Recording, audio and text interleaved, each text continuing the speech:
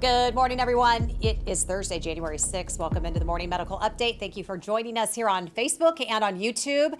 Heading into the holiday season, more than 9 million doses of the COVID-19 vaccine were given to kids ages 5 to 11. And a new report now finds that the side effects from the vaccine were minimal. We've talked about this morning. Pediatrician Dr. Stephen Lauer with the health system is joining us, along with infectious disease director at Children's Mercy, Dr. Angela Myers, will also join us.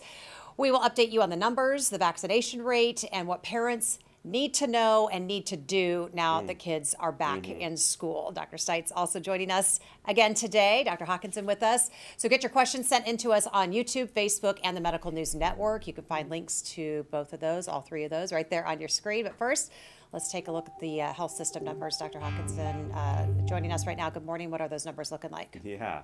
The numbers are unfortunately increasing even from yesterday. We are close to 100 active inpatients. Right now we have 96 active inpatient infections, 19 of those in the ICU, 11 of those on the ventilator, 37 in that recovery period, a total of 133, but even against the backdrop of the 96, so our number increased for those active infections from yesterday, we should state, Steve, that we had 4 deaths in that 24 hours from the 5th to the 6th at 7 a.m., unfortunately. That's so this is, again, that's a total of, I did the math right there, it's like 143 patients. Yeah, that's 133, yeah. 133 patients. That's a high number, up from 28 to your point, with the 4 deaths in addition. So not the outcome we want to have, but that's the outcome we should know. And as you also saw in the graphic, almost everybody is unvaccinated once again. So it's just tough. It's tough across the United States. You look at the hotspot map in the New York Times, man, the whole country's just shifted to purple. It's done it in a period of weeks, 7 to 10 days. It's gone from a lot of clear spots to just a lot of dark spots and a lot of ink blots all across the United States. And I think that's Omicron, right? That rapid spread is Omicron. There were some reports coming out of North Kansas City in the wastewater testing that it may be 60% now, Omicron, and so we are seeing that transition here in the area. But I think the reality is that both are going to circulate, Hawkeye. There's going to be this endemic, I think we've had a pandemic, there's going to be an endemic nature to Omicron because it's so different. And there will probably be some Delta out there. And so just making vaccination so important, because that's, host immunity will fade, but we can keep you vaccinated, we can keep you safe and out of the hospital, as you can see on our numbers, and out of having to have your family look at you after you passed away. So I think, vaccination is the way forward. Yeah, absolutely. And I think, if they're both circulating until they get displaced, and, maybe they'll just be displaced by variations of each other, that will likely happen. But just as you said, the vaccinations continue to work, whether it's Delta, whether it's Omicron. If you get fully vaccinated, if you get boosted, you're going to have extreme protection against hospitalization. And if you look at those graphs, either in the New York Times or the Washington Post, you'll see that number of cases is just straight up like we talked about, and it doesn't look like it's peaked yet. The hospitalizations graph also looks like it's continuing to increase. That's the more concerning issue, because we do have to believe that all of those cases that are documented, they're probably not all the cases out there. There are probably more cases than are really confirmed. And so really the hospitalizations is the concerning number.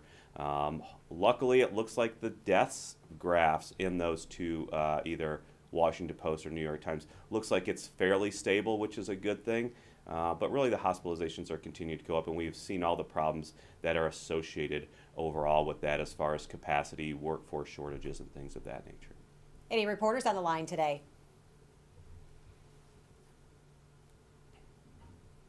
All right. Okay, so before we get to, we will get to our many questions that we didn't get to yesterday. We're going to get to those, but I do want to get to today's topic and talk a little bit about some numbers here. So let's go through that.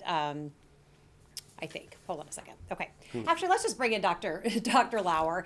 Dr. Lauer, good morning to you, joining us virtually. So glad to have you. He's a pediatrician here at the health system, and also Angela Meyer with Children's Mercy. So many questions that came up yesterday, so I've saved them all for you. How are you both doing today? So far, so good. Thank you. Good morning. All right. Hey, can we make fun of Lauer for a minute? Absolutely. I was wondering who was going to do that. Yeah, so go ahead. I'm going to let you do it. Lauer, can you please straighten the dadgum frames behind your brother? I mean, they're all crooked and cattywampus. Good Lord. That's the camera angle. Is that what that is? I thought you were making fun of his That's better right there. It's just driving me a little batty like that. It's awful. Okay, I'll stand there. Yeah, Okay. it's better when you stand like that. Just cover it all up. Okay. Okay. That's better. Dr. Meyer, I want to start with you. First of all, what are Children's Mercy numbers? People want to know. Yeah, so our numbers are at the highest they've ever been. We have 35 inpatients this morning, which I know pales in comparison to adult hospitals, but just as a frame of reference, our previous high was a peak of 22 in the peak of the Delta surge this summer. So we are well beyond that at this point. Yeah, and you guys were at 30 yesterday, I think so, right? Wow. And so now you're 35. We were, and now we're at 35, yes. Yeah, you're going up and up. As I remember, Jennifer Wassa talked about that yesterday, and you've got a fair number of kids in the ICU with COVID-19. We do. Again, a higher number than what we've seen previously. So do we know how many kids in the metro are vaccinated? Is there a way to tell that approximately? You know, approximately it's around half, just like it is across the nation. For that older, teenage group, that 12 to 15, it's around 50% of kids have been vaccinated. It's smaller than that for that 5 to 11 year age group. It's a much smaller percentage. But we're continuing to vaccinate kids every day, and I know pediatricians are as well. And, obviously we have some exciting news to talk about today related to boosters. Yeah, that's great news. I think Hawkeye's pretty excited. Aren't you kind of excited about that, Hawk? I am. I'm anxious about it.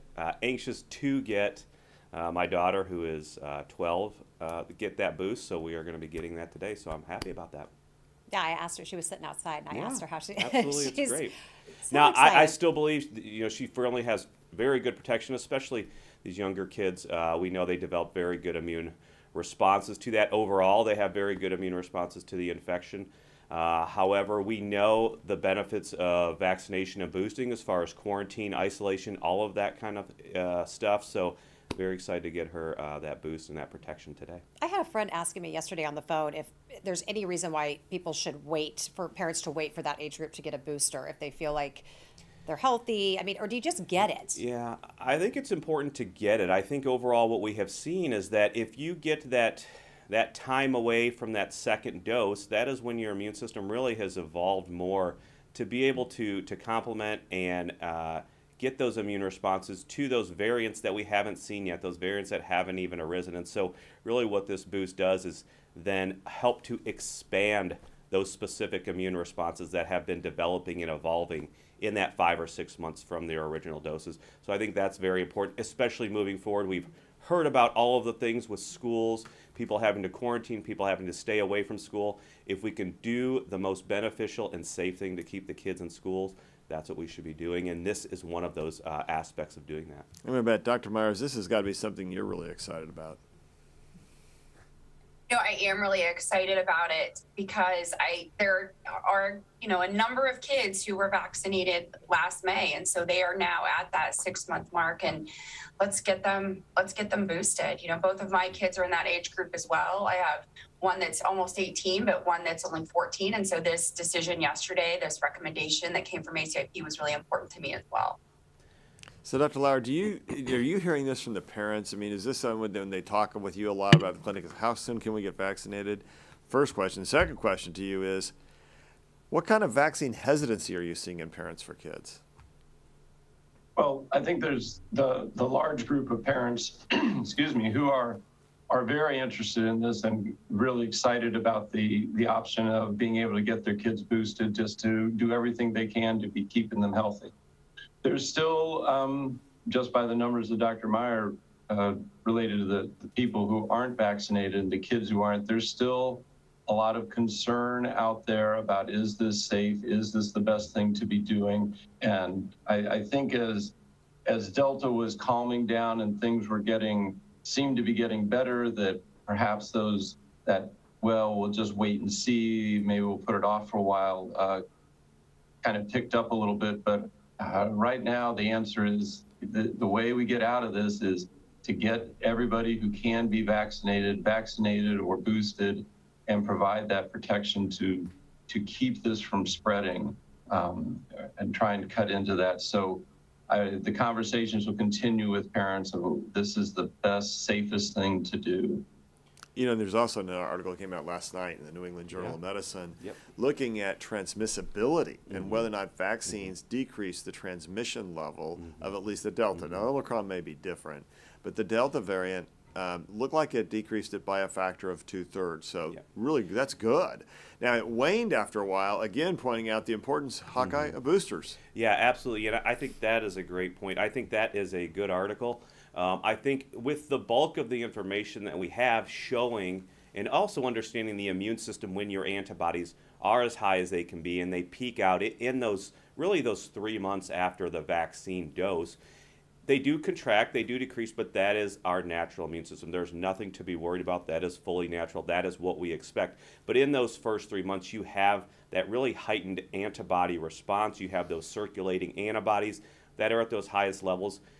That can help reduce transmission. And really the main point of that article, even though they saw reduction in transmission, the main point was it is how far out from that vaccine you are, but that it still works. And so I think now, during this time of extreme transmission and community prevalence, it is very important to build that up. And you will understand that for those 3 months, you will have that maximal protection to hopefully reduce that transmission even more than you would. So I think it is a good time now for those boosters, or to get just vaccinated. If you aren't vaccinated, please just still go get vaccinated. And I think with Dr. Myers, and you want to keep schools open, it feels like vaccination becomes not only a way of keeping kids healthy, but then decreasing viral transmission inside of school now.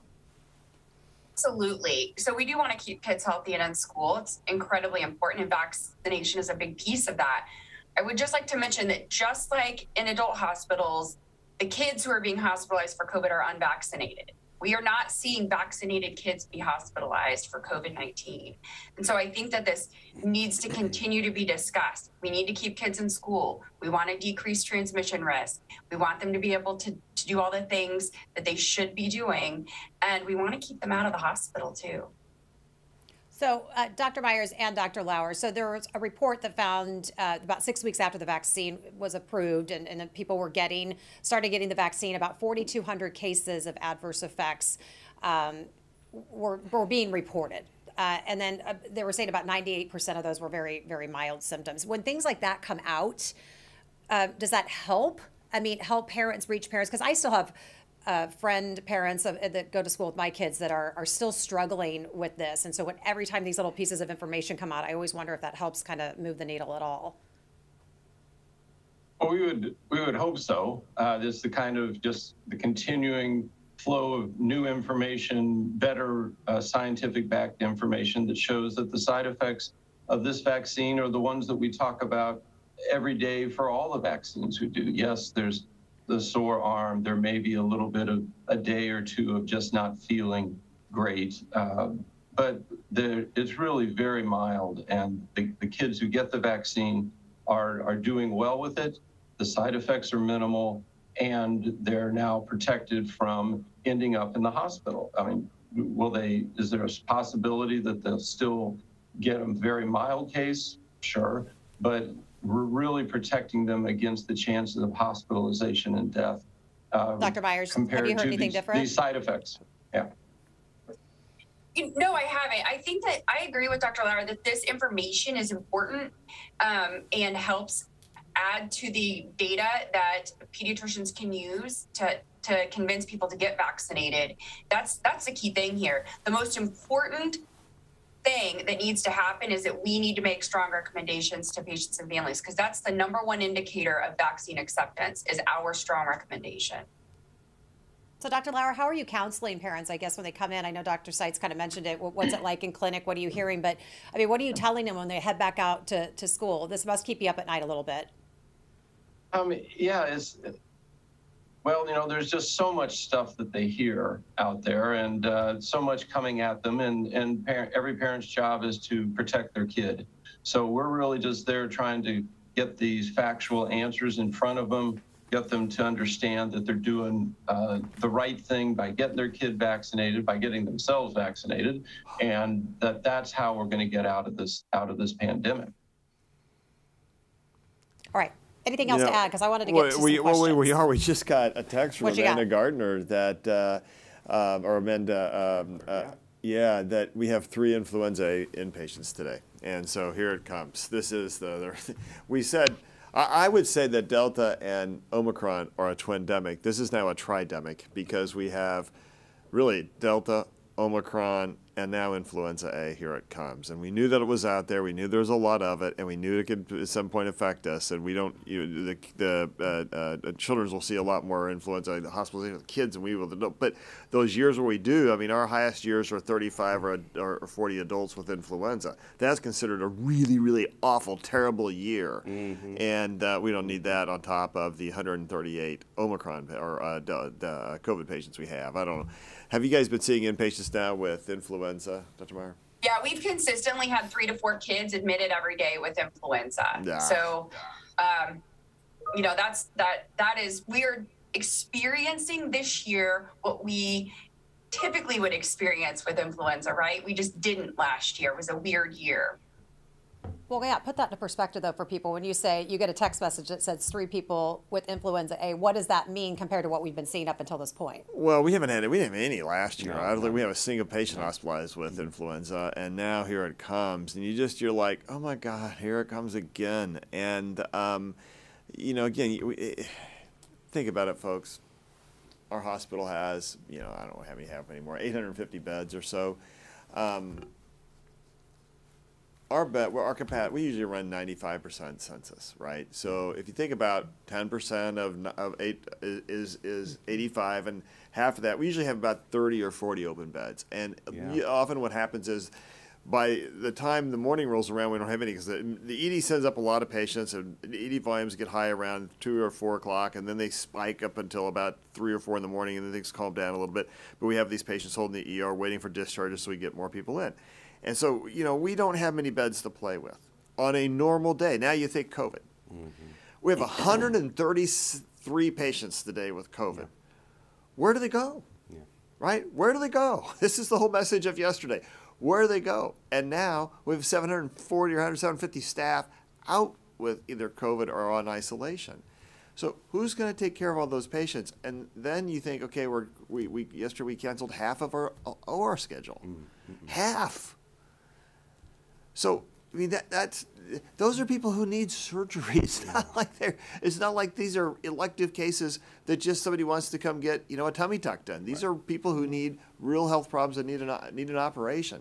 So you stop and you're just like, oh my God, people, you have to help us. Mm-hmm. Political leaders, you have to help us. We can't take care of you unless you take care of us. Yeah, and I think, and we usually take care of you. Yeah. Now you have to take care of us. And the way to take care of us so we can take care of you, this is an us and you thing, right? We're actually all in it together. Yeah. The way you could do that is to put your mask on and get vaccinated. That's the only way to do it. Otherwise, this math doesn't work. Yeah. And as you put influenza on top of it, the math just got worse. Yep. And I know, we're looking to our elected leaders and our officials to help us. Also, you individually have to be doing the most that you can do. Vaccinate. You just said that, Steve. Even though we understand that right now the vaccine isn't a good match for the currently circulating influenza, it still helps. It still has an effect on reducing your chance of that severe disease.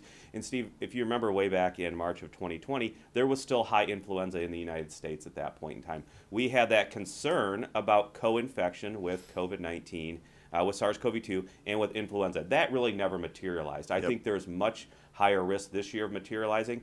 And I would say that with that brings extreme more risk to you as an individual, because now you have 2 insults on your lungs. We know that with influenza, you do have a higher chance of having something like a staphylococcal or a staph or an MRSA bacterial pneumonia as well, which can increase your risk of severe disease. We don't really see that with COVID so much. We don't really see those co-infections with other bacterial types of things. But certainly with influenza, we know that's a major risk as well. And so you are just setting yourself up for further risk of severe disease. Please go get influenza vaccine. If you haven't yet, there's still time. also continue to get COVID vaccine, just as you said, Steve. Hey, shout out to Douglas County in Kansas yesterday. Put a mask mandate back in place. Again, we're not politicians, but we know what prevents disease transmission, right? And I bet Dr. Meyer, Dr. Lauer are going to agree with us on that one, right? Well, Dr. Meyer, what do you recommend in the schools as far as masking? You know, I think as the schools go back this week, they should all be masking. I know that some have chosen to continue to do voluntary masking and have some schools have some parameters in place. If they hit a certain percentage of kids out sick or COVID cases, then they will go to mandatory masking. In my opinion, it's just a better idea to just start the semester off right. Everybody be masked. Let's get through this Omicron surge. Let's continue to vaccinate people and try to keep kids in school, because my concern is that with voluntary masking, kids are going to spread infection very quickly because it's so contagious. And then we're going to have not just kids out, but tons of teachers out. And you can't run a school without teachers and the school staff. So, Exactly. You know, it's important from both aspects. And Dr. Lauer, we know mental health of kids. Out of school, not good. Put your mask on so you can stay in school, right? Absolutely. We certainly learned that lesson at home. If the kids need to be in school, that home is not the place for them to be on a consistent basis with their parents. That just doesn't go so well. So no, we need them in school. We need them in school being educated. And as Dr. Meyer said, I just don't understand why we would wait for the numbers to go up in the schools. Start off with right from day one with the things we know that work. That's masking, distancing, hand washing, all the things that have worked before. And let's use those tools to get through this, keep kids in school healthy with their teachers healthy as well. All right, we got a lot of questions coming in fast and furious. Let's get to them. All right, Elena wants to know, how are you handling issues of healthcare workers not on the same page regarding vaccines, whether inside your own organization or outside? Yeah, we can talk about inside. Outside is harder because that's not inside, obviously. You know, we did really well in our vaccination campaign, guys, and I think that Children's did as well. We can talk to Dr. Myers just in a moment, but you know, over 95% of our staff are vaccinated. There's a small number that got an exemption, and I think we were down only 0.4% of people left our organization because of our vaccine mandate. That's really good. And again, when you sit down and have conversations with people, and it doesn't hurt, they're seeing the result of COVID-19 every single day, then people rally to the facts. And when you see the amount of death and disease being caused by COVID-19 in a hospital, I think that affects people because they say it's real, it's not a hoax. They realize all that internet stuff is just conspiracy junk. And the facts speak for themselves. And so when you see it every day, you live it every day, I think that convinces folks. I think we spent a lot of time with our employees getting them. So we, you know, quite frankly, we did really well around vaccination. Dr. Bruce, I know Children's did really well too. Yeah, we did do really well around vaccination of our employees, and that's been really great. We've had a number of employees obviously get boosted as well through OC Health, and we've continued to make that available for people. So I've been pleased with the response. And I think it's just to show, you know, organizations, when they take the time to really meet and talk with folks and tell the facts, that you can get it done. And to be honest, I think most hospitals in Kansas City have done well around vaccination. And now not everybody has mandatory vaccination, but and I know Children's does, we do, and a number of others. But I think that's been, honestly, it was a good journey. And I think it taught us a lot about making sure we are communicating well. And I wish the public could go on that same journey with us. We try to take you on it every day in this program. Mm-hmm.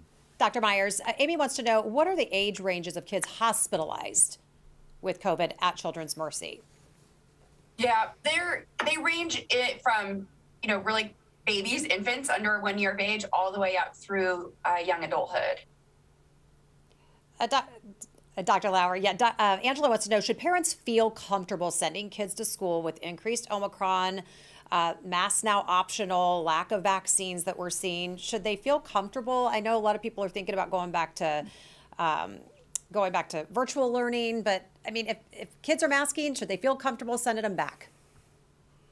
Well, I think we're probably a long way from comfortable, but I think if parents are doing those things of is my child vaccinated? Are they wearing a mask? Are they doing the things they can do to protect themselves, frankly, regardless of the surroundings they're going into? Then on balance, I think they can feel reasonable about sending their kids to school, knowing the social and mental health benefits that come with that. It's going to be a balance here for a while, but parents and their kids together can do a lot to tip the scales in favor of that being a good decision.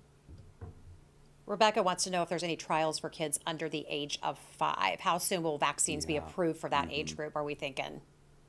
Well, some update just came out this morning that I was looking at in my news feed before this conference, and Pfizer is saying hopefully April. So remember that they decided a third dose was needed for that youngest age group, that under 5, because they didn't have a good enough response to the first 2 doses. So they're getting a third dose 8 weeks after the second, and they think they'll have that data ready to go in April. So fingers crossed, this spring we will have vaccine for younger children. Where are we with Moderna in kids, both adolescent as well as younger? That's a really good question. And it's funny you asked me that, because my kids are in the Moderna trial. And I called them yesterday to say, what's the deal? Are we doing boosters? Are we not doing boosters? Because, I don't want to get them boosters outside of the trial if you're going to do it, because I want to be good and stay in the trial and help, support the science here.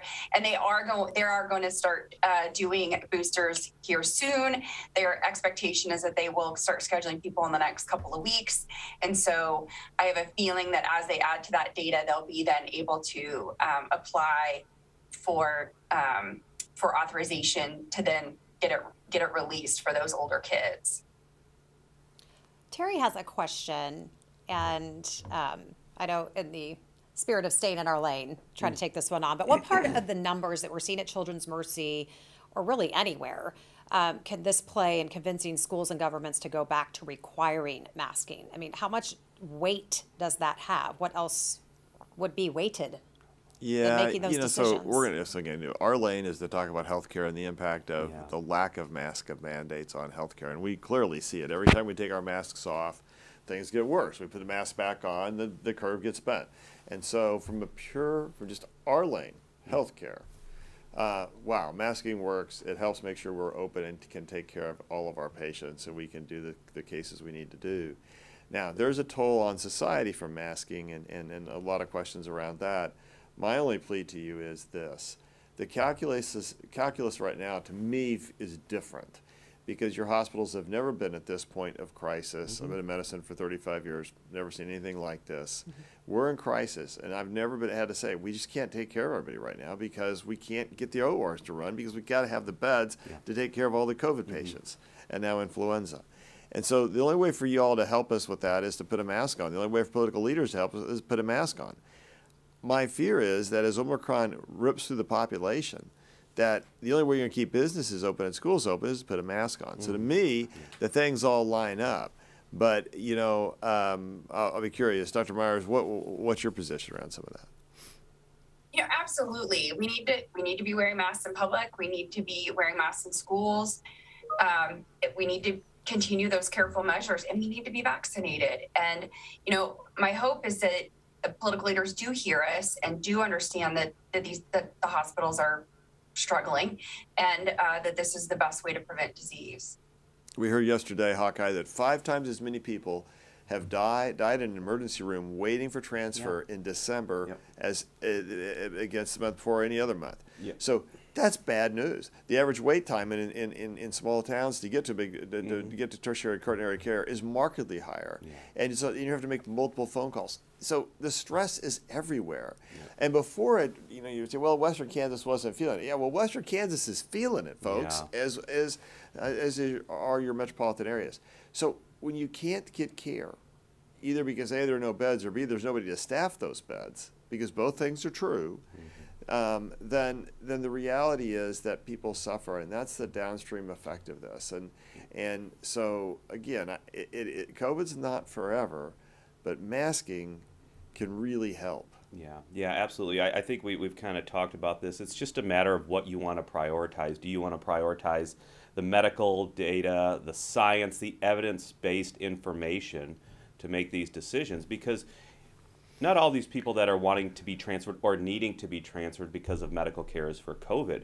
We've heard this. It is for heart attacks, for strokes, for things like appendicitis, things that would normally be easily treated in the right circumstances when you have that higher level of care that can't. And so that's another real tragedy here. Beck wants to know, what is the concern level on whether or not schools may have to close? Could we see this happening in the near future based on what we're seeing? Dr. Myers? Dr. Lauer? Dr. Lauer. Oof, I hope not. I think it definitely could happen. I hope it doesn't happen. I hope that for schools that don't have a mask mandate in place, they implement it quickly and are able to keep people there and keep schools open and keep moving forward. But I do think that being more proactive is a better idea. Dr. Lauer, what do you add? Yep. I'll be a little more negative than Dr. Meyer. I'll say the answer is yes. Schools will close if they go into this without the proper precautions. This is spreading so rapidly, so quickly in kids now too, that the numbers will take off in the schools if they don't do things, and they're going to be in the position of not having either teachers, staff, or students, I think, very quickly. So the encouragement to take the proper precautions right from the beginning. And just remember, the chain of transmission is kids are going to get it, they're going to take it home, parents are going to get it, grandparents are going to get it, right? I mean, that's the chain of transmission. So it doesn't end in the school. And I think it's still going to be, we know that there still is that population out there saying this is just a bad cold, or kids don't get it, kids are okay. We've heard from our pediatricians here, that is an opinion, a full opinion that is uninformed by science, is a myopic view of really what's going on in the reality of what's been going on for the past 20 months as well. And yeah, and here's our score. Omicron 133, influenza 3. I think it's a wipeout about which one's worse. What's your score like at Dr. Meyer at Children's? And what's the relative numbers of Omicron and influenza? So we have 35 in-house today with COVID-19 and 4 influenza patients. Again, we've been seeing 3 to 4 every day with influenza, and that's fairly typical for a normal influenza season. So that doesn't surprise me much. We've seen a big increase in influenza over the last few weeks. So last week, over the New Year's holiday, we had 155 cases, I think, total, not admitted, but total cases that we had test positive. But we have far higher COVID-19 testing positive. So, we used to be around a rate between 10 and 15% of all of our COVID-19 tests would be positive. And now we're up around 30, which is twice as high as we had been in the past for positive cases. Yeah, 35 to 3. Sounds like a football score. And I think what that high test positivity rate means is, number one, you aren't doing enough tests, probably because you don't have the capacity and you just overwhelmed. And so that means that there is probably much more out in the community. So undiagnosed. What should parents do about testing? What kind of advice are you giving them? Are they supposed to be taking home tests? How often should they be doing it? Dr. Lauer, where do you send parents and kids? Well, we're still trying in our setting to get them what we think is still the best test, which is the PCR test. If we can get that run through our system for patients coming into our clinics and EDs, that's what we're trying to do. I think the reality is that home testing is here. People are using it, trying to use it and understand how to use it. I think we're just going to have to work with them of understanding the limitations of those tests, but what negatives and positives mean and how they can be used. So I think it's just going to be part of the evaluation process over the next few weeks to months here. Dr. Myers, Don wants to know, are kids taking masks off at lunch to eat and even sitting distant without a mask on? Do you think that's still problematic? Well, yes, I do think it's problematic. I think schools struggle to be able to distance kids enough during lunch. Some schools are better able to do it than others, but you do have to take a mask off to eat. I mean, you can't eat with it on. And schools need to try to do the best they can to try to keep kids separated out. But at this point, if we could get all the kids vaccinated, then the risk would be much lower because they'd be less likely to get infected and then spread it to their friends at lunch, right? So all of these things go together in lockstep, and we need to kind of keep that in mind and keep remembering that. I'd love to hear from both of you on this because I'm glad Darren is asking, because I personally just took my kid out of gymnastics temporarily. And wanting to know, I have a 10-year-old vaccinated kid, masked, plays trombone at his elementary school, also takes private lessons. Should we just hold off on that for a while? Are we back to that where kids should maybe stay clear of some activities for even just a short time? Well, I'll say it. What I'm telling parents is everything comes with a risk, and you're going to have to balance these things out. I think my viewpoint would be a group of kids in a small room playing instruments right now seems like a risk. Taking a private lesson with somebody who is across the room and masked, if everybody's vaccinated, probably less of a risk, but nothing's zero. So the hope is that Omicron is a short-lived, relatively process, and by cutting into some of those activities that will help spread it, we can reduce how long it lasts. So some of these extracurriculars are exactly that. They're extras right now, and I think on balance, they should consider strongly limiting those. Dr. Myers, your advice? Dr. Lauer is right. Nothing is without risk. And we have seen that the physical fitness level of children during this pandemic has gone way down. And, that's also not good. And we have an obesity problem in the United States. So we really have to balance this. I agree that there's some things that are higher risk and some things that are lower risk. And sports where you're crowded together in a group, you're wrestling, that's a high risk sport. And we went through this previously where, sports were kind of categorized into high risk and low risk. I agree that the playing in instruments in a room together tightly packed is high risk. So I think we have to take a look at each individual activity and kind of categorize it into kind of a high, medium, and low risk, what your risk tolerance is as a parent. Is your child vaccinated or not? Are the people they're around or people they're playing with vaccinated or not? And I think all of those factors go into that decision making. But I think where possible, when you can make it a low risk situation, we need to keep our kids physically active because that's a major problem in our country right now. I have a couple of booster questions I need to get to. Patricia, I promised I would answer your question. So she's concerned. What protection do I still have if I'm 6 months out from my Pfizer booster? Do I still have any protection left? Will there be a fourth booster on its way? Well, there is going to be, I think, a fourth booster on the way, shot. and I wouldn't be surprised to hear that in the near future, actually. But I think that the answer is, Hawkeye, both B cell and T cell immunity. Even though your B cells may not be producing all the antibodies, you still have pretty good T cell immunity.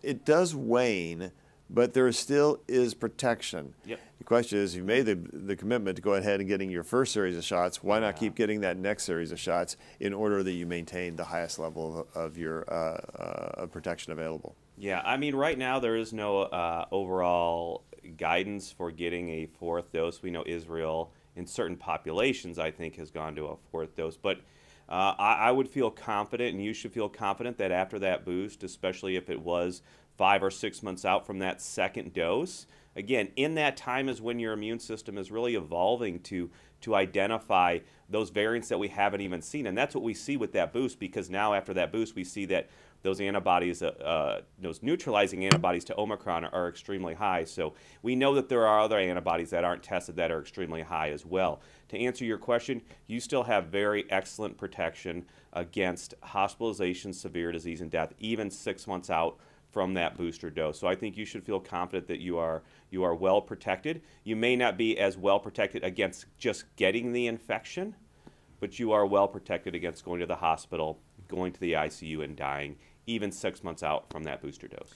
Yeah, we did see the beginning of some waning of that immunity at 6 months. And we know, for example, the patients who are hospitalized in our institution that have been vaccinated tend to have been people who have not been boosted. And so the boosted folks are the ones who really don't come into the hospital And then vaccination of any sort has been protecting you from coming into the ICU or death. And so I think it's the story of how much immunity you need. And again, folks, remember, we are still building this airplane while we fly it, and whereas we're really a lot better at it, it's a struggle. And people get frustrated because they think that just means science is wrong. What's happening right now has never happened before, which is that science is pushing out data, and everybody can see the data and make the interpretation for it by themselves. And that's just not that. Normally, the debate occurs. There's lots of study. There's lots of evidence. There's lots of clinical trials. Then we can come out with a really informed opinion. But instead, what's happened because of the immensity and the critical nature of this crisis, what's happened is all the information's gotten pushed out from the moment it gets ready. I mean, we get press releases long before it ever goes out into the public or into the scientific domain. And so you're getting stuff so much fresher. You're getting it generations ahead of where it was really meant to come. And the point of saying that is that's the reason sometimes it feels confusing, is the debates going on in the public forum as opposed to scientific things, which most folks never pay attention to. You ever go to these scientific meetings? Like we go to Hawkeye, I'm sure all this group on here, we all go to scientific meetings. You stand up and you listen to these people debate, and they fight and they argue with each other for hours on end. Sometimes they can be pretty darn self-righteous about it too. They get on those stage and they fight back and forth, and we all listen to it, but that's the nature of the debate. No one ever goes to that, but goofy nerds like me or Hawkeye. Well, maybe Hawkeye's not a nerd, but Lauer is. And so, we go to that stuff and you listen. And then you kind of form your opinion. Now that debate's taken center stage. Everybody's hearing it from the moment it comes out. And so people all form their opinions. But that's why we say we're building the airplane while we fly it, because normally you wouldn't see the plane until it was all the way built and ready to go. Now you're on the ride. And that's the difference. That's why it feels like a roller coaster. But don't leave anyone out. You're all nerds. You know that. Okay, I'm not calling Dr. Myers a nerd. Definitely not Dr. Myers. And I'm She's not calling cool. you a nerd. I won't leave you out. Anthony Yeah, we won't nerds. leave you They're out. back You're a there. nerd too. Nerds there. All right. Live long and prosper. Star Trek Discovery, baby. All right. Yeah, Dr. Myers and I, we're cool. We try to be cool, right? Cool moms. Okay. Yeah, whatever. Oh, You stop guys it. are hip. Yep. Or hip, which is a totally uncool word, I know. So, Okay. Now you're a nerd. Right. So a couple quick questions. Tom wants to know, Dr. Hawkinson, I know you're getting your daughter boosted after Yeah. the show today. Did you get your son boosted, or are you going to? Yes. Oh, absolutely. The word is yes. I just didn't work out with the schedule today as with my daughter. So, absolutely. Millie has a question. Dr. Myers, any known side effects from vaccine causing myocarditis in 5-year-olds? Yeah, so that data looks like there were a few cases that were reported, really rare. There were no cases of it reported in Israel, though, which was interesting. I was looking at that data yesterday. So it's a much more rare condition the younger in age you get. It's far more common, not related to COVID vaccine, just more common in general from other viruses in the older teenage and young adult population. So it's not surprising that there were a few cases reported, but that it was even more rare, if that's a right term, than it was to begin with. One last question, just since we have you here, Dr. Myers. Someone's just curious because they're trying to find a way to get their under 5-year-old more protected. Are there any studies or trials going on that they could participate in? I don't know if there are any that are enrolling new patients at this point. The trials here, at least in Kansas City and at Children's Mercy, are getting ready to, do the third dose for those younger kids. It's worth calling around and asking different places to see if they have any ongoing that are enrolling to, start the trial. But I know that we don't here. We've already enrolled all of our people in that Pfizer younger age trial. And just lastly, Becky wants to know if Children's Mercy offers any monoclonal infusions that work against Omicron. So this is a great topic and probably one that could take us a while to discuss. So recall that there was only one monoclonal antibody available for young children under the age of 12, and that is the combination drug. That's the Eli Lilly product. That's the BAM-EDI is what we're calling it for short. And then for the older people, you could get, Regenco, the other drug. And at this point, neither one of those are effective against Omicron. There is another monoclonal antibody that is effective against Omicron, but by and large, the adult hospitals are being prioritized for that. So we have been allotted a few doses of that. I don't believe we've received them yet, but this is an ongoing issue because so many people are needing it, and relative to adult hospitals, we don't need nearly as much. And so this is something that's playing out in real time, just as was mentioned, the plane is being built as we're flying it, and we are doing our best to try to get the new monoclonal on board, get it ready, and be able to give it to kids as we see Omicron taking over. And I think she brought up a good point too, Angela, please correct me, but she said there was really only one that is authorized for under 12. Most all the other ones are really 12 and up. All right. Yeah, that's correct. And the one that's authorized under 12 really doesn't work well against Omicron. So we will probably stop using it here pretty soon. All right, this has been a great conversation. I know all four of you have to get back to work, get to patients. So we're going to get to our final thoughts. And Dr. Lauer, get us started. And the thought I want to leave with is what I don't want to see us be in is a position 3 or 4 months from now, we're going like, well, we're done with Omicron, we're done, and we're right back into this again. The answer across the board remains in a situation where we still only have 60% of people vaccinated. We've got to get people vaccinated across the board. That's kids, adults, everybody who can be vaccinated. It's our way out of this. Masking and all those other ones we need to keep doing that, but the long-term and short-term solution to most of these problems, if we want to avoid this conversation down the road, is get vaccinated now. Dr. Myers. I completely agree with Dr. Lauer. We need everybody to be vaccinated. We need everybody to mask when they're in indoor settings, when they're in school, and things of that nature. And, we really need to listen to our public health experts. We've, not had to do that much prior to this pandemic because we didn't have any reason to really have them out forefront and have them giving us the guidance of what we need to be doing to stay safe. And so people got out of the habit of it. And we really need to be listening to our public health experts at this point. Thank you both for joining us virtually today and answering all these great questions from our community. Dr. Hawkinson, final thoughts? Yeah, if you've had your boost, you are safe. Even if you are 6 months out, you still have good protection. It has good efficacy against hospitalization, severe disease, and death, so take comfort in knowing that. We really want these vaccines to be approved for those under 5. I know my 6-year-old nephew has gotten both of his. Unfortunately, his brother, who is 4, Josh, has not, and he just recently had to be now out and quarantined from his daycare because somebody in his daycare had it. There are other kids who are 5 years old that were able to continue to go there because they are vaccinated, but he's missed out on that experience and socialization and all that. So it is vitally important that if your children are eligible, please get them vaccinated. And we certainly are waiting for that approval for those under 5 as well. Our favorite nerd, what do you have to say? Yeah. So here's my thought for the day, guys. First of all, so proud of the team that is here today and all the people who worked so hard yesterday, today, every day to put this together. And thanks to Dr. Myers and Dr. Lauer for joining us. Very happy that this great relationship between K and Children's allows us to continue to have this terrific conversation with our public. Here's my thought for the day, folks.